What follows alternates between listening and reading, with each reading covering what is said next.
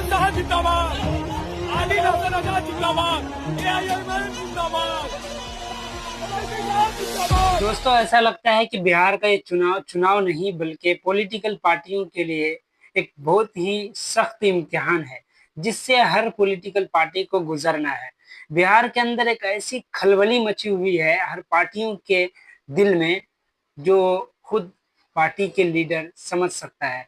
RJD यानी तेजस्वी यादव और राहुल गांधी अभी बिहार वोट अधिकार दौरे पे निकले हुए हैं।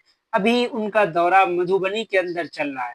मधुबनी के अंदर जब उनका दौरा, वहां पे जब उनका रैली पहुंचा मधुबनी के एक जिले में, तो वहां पे कुछ लोग एआईएमआईएम के पोस्टर हाथ में लिए हुए एमआईएम जिंदाबाद के नारा लगाने लगा और उसने कहा कि एमआईएम को गठबंधन में लेना ही होगा, लेना ही होगा।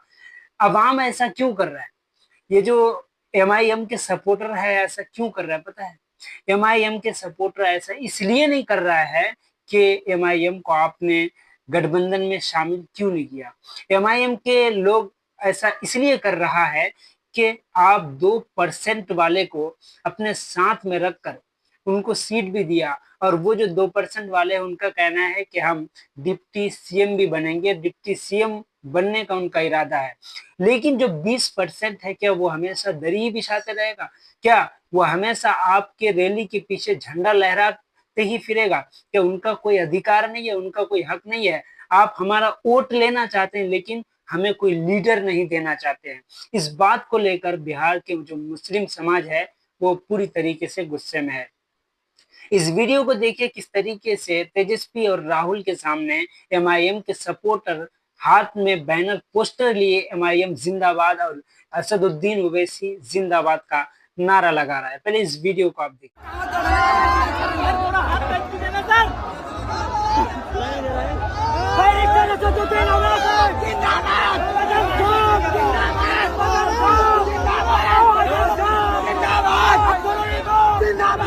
दूसरी तरफ जब राहुल गांधी और तेजस्वी यादव का दौरा मधुबनी के अंदर पहुंचने वाला था, तो वहां पर रिपोर्टर रिपोर्टिंग कर रहा था आवाम से। एक रिपोर्टर ने ऐसा कुछ कर दिया जिसकी वजह से दो रिपोर्टर आपस में भिड़ गया।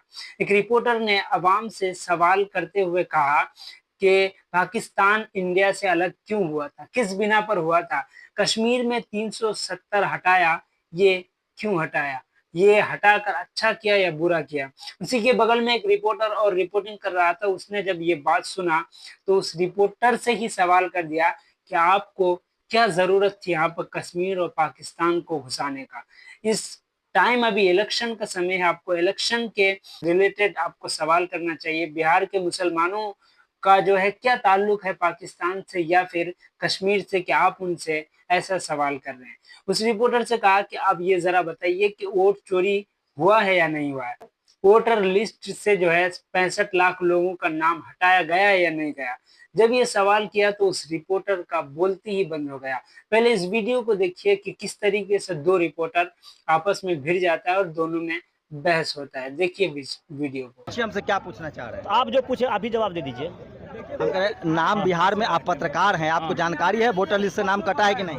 हमको जानकारी है कि उसका नाम कटा है कि जिनका डेथ हो, जो जिनका मृत्यु हो चुका है और जो कागजात नहीं जमा कर रहे हैं उनका नाम कटा है। अगर किन्हीं के पास सबूत है तो अपना दे या नाम जुड़वाए, तो हमको ऐसा सुना। एक बात बताइए। हाँ हाँ, मैं बता रहा हूँ, 65 लाख लोग मर गए हैं, उन्हीं का नाम कटा है। तो आप वही ना जिन आप कह रहे हैं। सुनिए, हाँ, जिनका नाम नहीं कटा तो ये भी तो है। आप अपने नजदीकी बीएलओ से मिल करके आप उनको बोलिए कि इनका नाम गलत तरीके क्या है, हम चुनाव आयोग के नौकर हैं। हमारा जब मनोगा नाम का हमारा नाम था, सुनो मेरी बात। अरे भाई, चुनाव आयोग के हम नौकर हैं। अरे ये तो कंटेंट वही ना चुनाव आयोग के हम नौकर हैं कि हमारा नाम था, हमारा नाम क्यों काटा? वोट कटा है कि नहीं? नहीं कटा है वोट, कहीं नहीं। ले लीजिए भाई, कह रहे नहीं कटा है। कटा है वोट, एक भी वोट नहीं कटा है। क्या नाम है आपका? बोले तो राम कुमार मंडल। कौन पार्टी के कार्यकर्ता है? हम किसी पार्टी का नहीं है। तो 65 लाख चुनाव आयोग कह रहा है कि वोट कटा है। हम लोग नहीं जानते वो सब, हम देखे जो इतना फ्रॉड आदमी है यार। चुनाव आयोग कह रहा है कि 65 लाख वोट कट गया और आप कह रहे हैं। आपको कहने से होगा, पहले से होता है संविधान में, आज भी हो रहा है। आपको पता ही है इमरान प्रतापगढ़ी अभी बहुत ही वायरल चल रहा है, क्योंकि इमरान प्रतापगढ़ी जब से ओवैसी साहब को बीजेपी का बी टीम अघोषित गठबंधन वाला बात किया है, तब से इमरान प्रतापगढ़ी मुसलमानों के टारगेट पर है, यानी मुसलमान उनको जो है कंटिन्यूसली ट्रोल करता हुआ आ रहा है। इसी दौरान एक रिपोर्टर इमरान प्रतापगढ़ी से रिपोर्टिंग करते हुए सवाल किया कि क्या बात है कि हर जो पार्टी है वो मुसलमान को ही टारगेट कर रहा है, मुसलमानों को ही चोट पहुंचाने की कोशिश कर रहा है। एक तरफ जो है प्रशांत किशोर ये कह रहा है कि मुसलमान मेरे से आकर्षित हो रहा है, मेरे तरफ आकर्षित हो रहा है। दूसरी तरफ आरजेडी भी मुसलमान को ही अपना बनाने में लगे हुए हैं। तीसरी तरफ एआईएमआईएम तो पहले से ही मुसलमानों का बहुत ही बड़ा लीडर है, बहुत ही अच्छी पार्टी है मुसलमानों के लिए। तो इमरान प्रतापगढ़ी इनडायरेक्टली अटैक किया, किस पर किया ये समझ में नहीं आया। इमरान प्रतापगढ़ी ने कहा कि खिलौने की जो चाबी है वो किसके पास है, ये बिहार के मुसलमानों को अच्छी तरीके से पता है। बिहार के मुसलमान समझदार है, अक्लमंद है, उनको पता है कि ये जो खिलौना तेल पानी से चल रहा है, ये तेल पानी का खर्चा कहाँ से मिल रहा है। अब न जाने वो प्रशांत किशोर को कहा या फिर एआईएमआईएम को कहा, ये अभी तक समझ में नहीं आया। चाहिए और सोचेगा, बिल्कुल सोचेगा।